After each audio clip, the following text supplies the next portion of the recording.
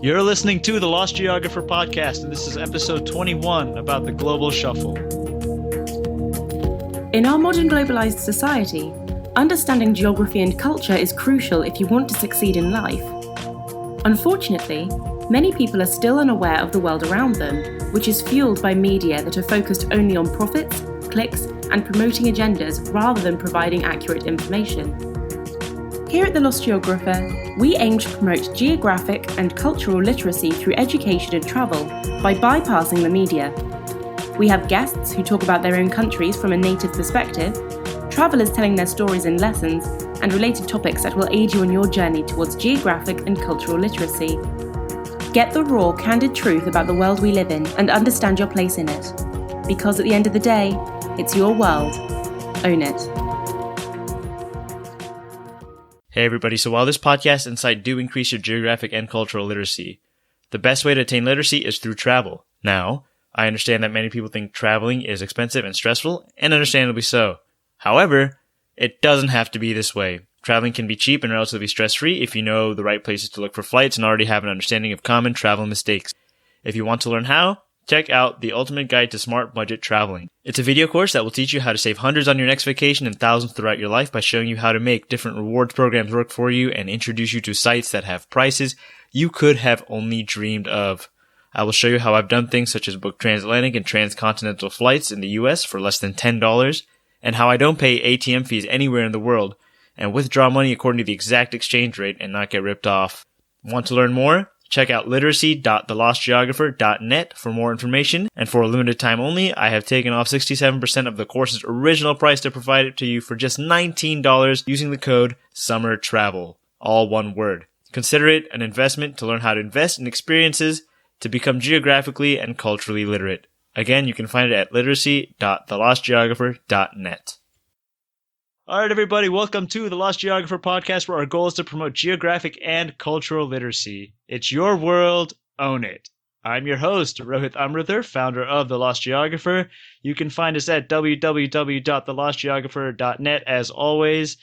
And in this episode, I'm very excited to have Derek Vollebregt. Did I pronounce that right? That's close enough.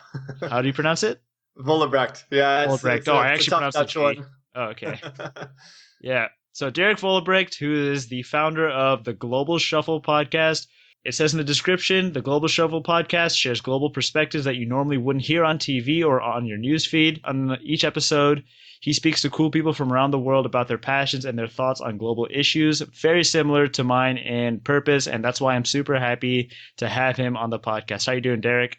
Very good. As I said before, a little jet lagged. As a lost geographer, let's say, I just got back from Vietnam, so I'm doing my best. Got through a day in the office, and I'm ready to go. Awesome. Yeah, I won't keep you up too late. But yeah, so why don't you tell us a little bit about yourself, where you're from, and where all you've lived, all your global experiences. Sure. So I grew up in Canada, and at the age of 18, I went to school at McGill in Montreal. And I studied international development there. And part of studying that, I really wanted to go abroad. So that was always my intention. So that got me involved with an organization called ISEC at the age of 18, which is a youth leadership development organization that provides international experiences around the world. And I was able to actually go to India at the age of 18, which was quite a big experience at that point. I'd never left Canada or the US before. And although there's no linguistic barriers, there's probably not any country that's more culturally different in India. So it was a very big learning experience for me, just understanding the culture, the people, but very impactful. And it very much inspired me to do more for ISEC, to provide international experiences for young people, because I really believe it promotes self-awareness, understanding of others, and really that awareness of the world around us. So that led to leading my university chapter, doing fundraising and business development at the Canadian level, becoming the Canadian president of the organization, and then working on the global office in the Netherlands, where I worked with a team of 22 people from 18 countries, which is actually why I was just in Vietnam. One of them got married, so a lot of us were coming back together from around the world to meet each other for the wedding. So that was a great experience at that point. We traveled all around the world, probably went to 20 countries, working to develop youth leadership in different countries, which, you know, in Canada and the US, it is very important to have globally minded leaders, but especially in some other countries where there's not that tradition, let's say, it's extremely important to develop people that can go into different areas of society with that leadership background. So that was a big part of my life. I did that from 2008 to 2014. Since then, I've tried a few different things in terms of my career. And now I work at a very cool company called Exonify, which is, some people out there might have used Duolingo. It's very similar to that. It's a micro-learning platform for employees in their companies to learn in a very much bite-sized manner. And I do that. And on the side, I started this podcast. So yeah, happy to be here. Awesome. Yeah. So I did a little bit of research about ISEC, and I was a little bit disappointed that I didn't find out about this earlier, because had I, I'm about to graduate, and had I found out about this maybe my second or third year at university, I would have tried to start a chapter at my university. So if you're in university, I highly encourage you to check it out and try and start a chapter if there's not already one on your campus, because I think it's very cool, the mission. I'll put a link to it in the show notes, but the acronyms are AIESEC. I think it's a French acronym, right? Yeah. We don't. The organization doesn't go by it anymore, but initially was a French acronym. You did your research. So definitely check out to see if you have ISEC. Basically, you can work or volunteer abroad in another country and help out. Really cool. But so let's move on to your podcast, The Global Shuffle. So I already described it a little bit in the beginning, but what prompted you to start The Global Shuffle? So last November, I went to Poland to visit a friend. And this, in historical, well, not historical, but just from a timeline perspective, this is a year and a half after I finished my ISEC experience. And when I was in ISEC, I was always so fortunate because I'd go to these global conferences and there'd be people from over 100 countries present. And you could sit down at a table. And I remember distinctly in Russia once sitting down at a table with someone from Togo. And I just said, hey, can you just tell me what your life is like on a daily basis? Because I really have no idea. I'm ignorant, but I understand where my ignorance is. And I really found that work my way up to the global team anytime I could. If I had a question about global politics or something on the ground in a different country, I could ask someone from that country because they were there in front of me.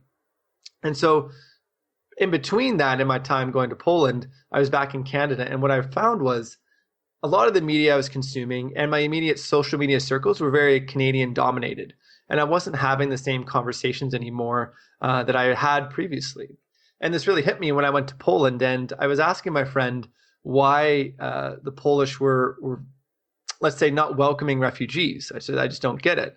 And he was explaining to me how, in the generation of his parents and in that era, they were under Soviet occupation, right? And that was a very difficult period for them. And it made me realize that at the time, like those people, like there's just a distrust of foreigners from that. Not that they don't want to help, but there's a distrust from that. And so that made me really, realize that, just from speaking to my friend on the ground, more about that issue. And it made me understand that I was missing those conversations back in Canada. I wasn't having them anymore. Even if I read the news, The Economist or something, it wasn't giving me that on the ground perspective. And I've always had an experience, doing public speaking and such. So I thought I used to be a basketball announcer. So I was like, hey, maybe this is an interesting fit to put something together. So that led me to plan for it. I spent 2 months prepping kind of what I wanted to do, because I think it's important, as you know, doing your own here, it's a big commitment. And I wanted to make sure if I was to promote it to my network that I had put the necessary thought into it. So that's how it started. I launched my first one in January, done about 43 to 45 episodes since then. And the episodes really are focused on two different areas. So the one is similar to what you initially described, which is getting perspective from someone on the ground around an issue. So some examples can include, right now, Venezuela is going through quite a crisis. So recently I had someone on the podcast to give some perspective of what's happening there. I had a friend on who's working in the refugee crisis in Europe. Another friend that talks about what it's like to be a young Muslim man in the world today. Someone that talked about India. And I found that those experiences were very interesting and complemented the news that I can read. And then the other side is there's a lot of people I know in the world that are doing really interesting work, whether that's a nonprofit they're leading, a social enterprise, a startup, or from within a larger organization. And there's been some really interesting stories out there that I've been able to get. Some examples include a lady that I know that stopped wearing the hijab. And so she talked about the experience of taking that off and walking outside with her hair free flowing for the first time, or a writer who wrote a book comparing the era of the Renaissance to today's trends, or the ed tech revolution that's happening right now out of London. So there's a bunch of different things that focus on these two areas. And obviously there's a lot of learnings that come from that, but that's generally been the purpose of the podcast, really get a perspective that people aren't normally hearing on TV or their news feed. And so why do you think it's important that people know about these things? Well, I think we all are global citizens, whether we want to or not. We're global citizens first, our nation or country citizens second, and so on. Some of us are, really own that, and we look to be global citizens. We look to learn more about the world, and some of us don't. I would say that this is geared very much towards those that have that initial interest. But there also has been people that haven't really traveled as much that have listened and really found it to be interesting. A friend of my mom's listened to the one about the lady that took off the hijab, and she found it very enlightening to hear that perspective. So, I think, and it's a longer conversation if we go into the political reality of our world today, but more and more we need to think more about open society, about learning and seeking to understand others first, others to understand our perspective. I think that's extremely essential, whether that's looking at Brexit, the US election, the Colombia peace accord. We really need to look to understand each other if we want to make progress.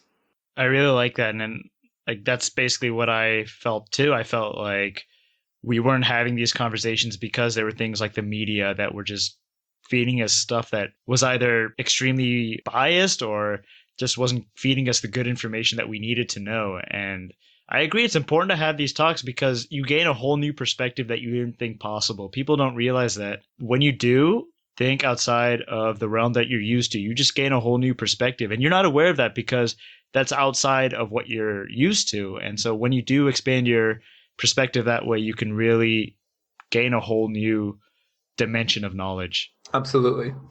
So moving on to you, how has being culturally literate expanded your knowledge? So you've traveled all these places, you've interviewed all these people. What has it done for you personally? How has it improved your life, and what benefits have you reaped from it?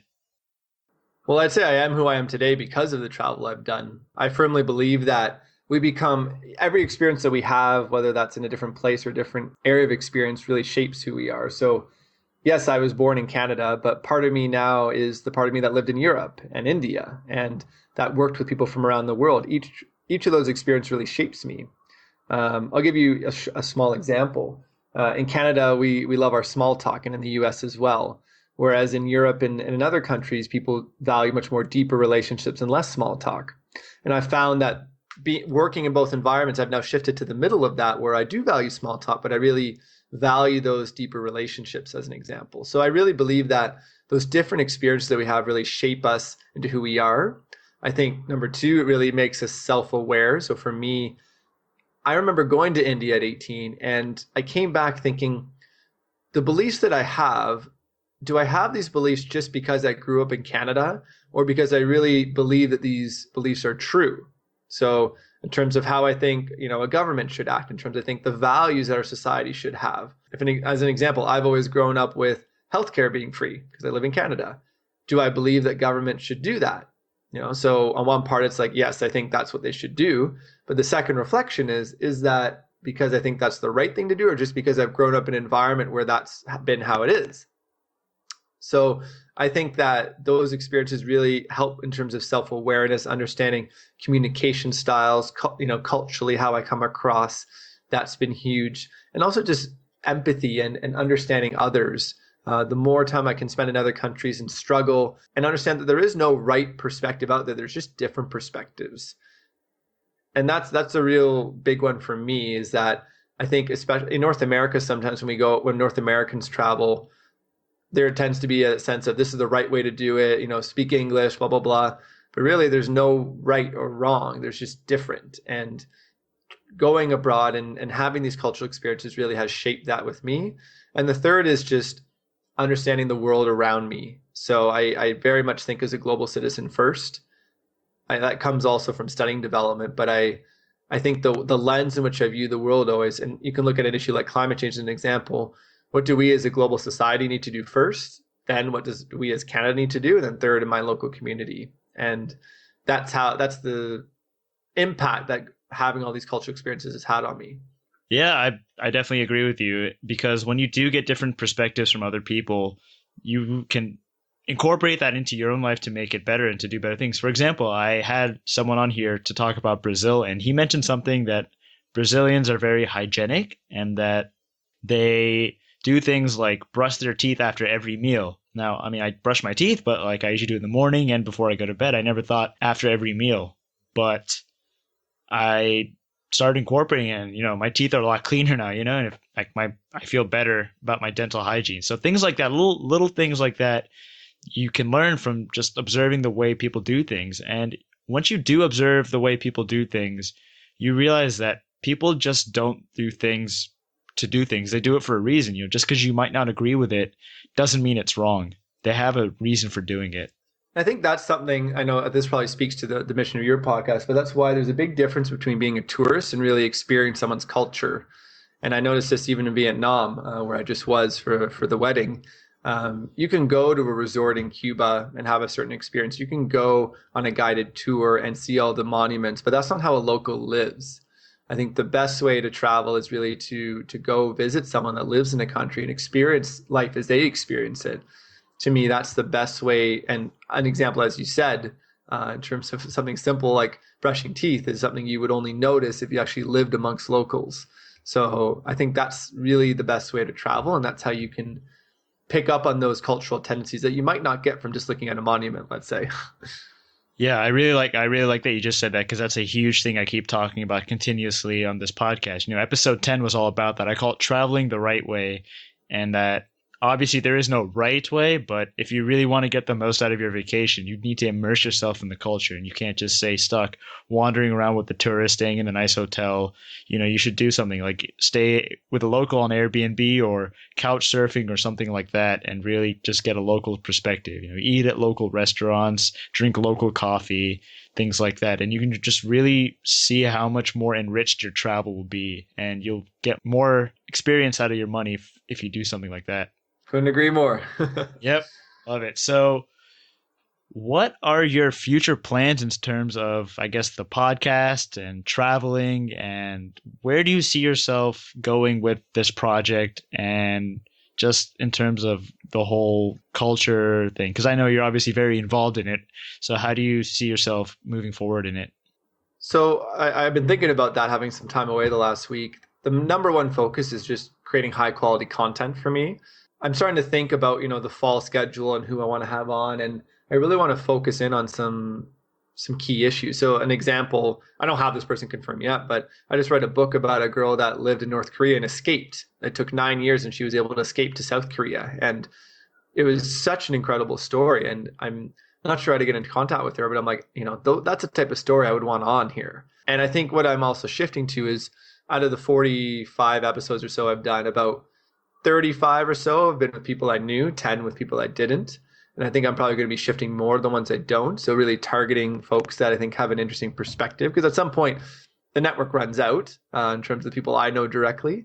So I think I'll be shifting very much to that. But I think the biggest focus is zeroing in on what's that perspective that's not out there right now. So being very thoughtful about the stories or experiences I'm sharing, making sure it's connected to recent events. So I'm looking to do one in Colombia now, given that the peace deal broke down. So I think that's a website. So I'm looking at adding more of a blog or written component to it.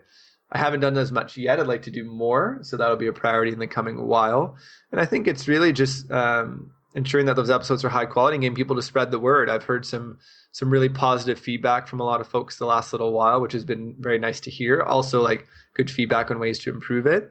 But I'm really hoping to, it seems like whenever people listen, they really enjoy it. Like if it's someone that is that globally oriented individual. So it's a matter of getting that out to the right people so that they know every Tuesday they can tune in for an episode. So I think that's the main thing for now. Right now it's a passion project on the side. It could turn into something more. But I think the beauty is, because I don't need to make revenue from it, it allows me to pursue what I think are important stories. I don't have to chase that right now. I might turn into that if the subscriber base gets up to a level where that it could be warranted. But right now I think the focus is just on the content side. Yeah, I'm excited to see where these are going. I mean, I've listened to a couple and they're pretty eye-opening. I'll say that. And I highly recommend listeners to go check it out. So you can just search it on iTunes or Stitcher, just the Global Shuffle, and I'll put a link to it on my site, and you can go check it out as well. It'll be on the show notes. Just go to thelostgeographer.net, click on podcast. This will be episode 21. Click on that. You'll see the show notes, and I will link to this podcast. But Derek, thank you so much for being on the podcast. Your insights were very valuable, very informative, and it really spoke a lot to something that I feel is very important and something that I feel that is necessary to help us all just move forward in this world nowadays. Not a problem. Thanks for having me on, and I'm glad we've been able to connect through our friend Shivan. Yeah, exactly. But yeah, so keep up the good work with the podcast, and to all the listeners out there, thank you for listening to another episode of the Lost Geographer podcast. Remember, if you like what you hear, remember to rate, review, and subscribe. If you have any feedback, please just email me at info@thelostgeographer.net with your feedback. I will definitely take a look at it. You know, I'm human too. I'm not just some voice you hear on iTunes, so I'll look at your feedback and I'll definitely try and incorporate it as much as possible. Hope you all tune in next week for another episode of the Lost Geographer podcast, and until then, it's your world, own it. Thank you for listening to this week's episode of the Lost Geographer podcast. Remember to tune in next week for another episode to aid you on your journey towards geographic and cultural literacy. In order to help spread the word, please rate, review, subscribe, and share the podcast so that we can help create a new wave of understanding in our world. Remember, it's your world. Own it.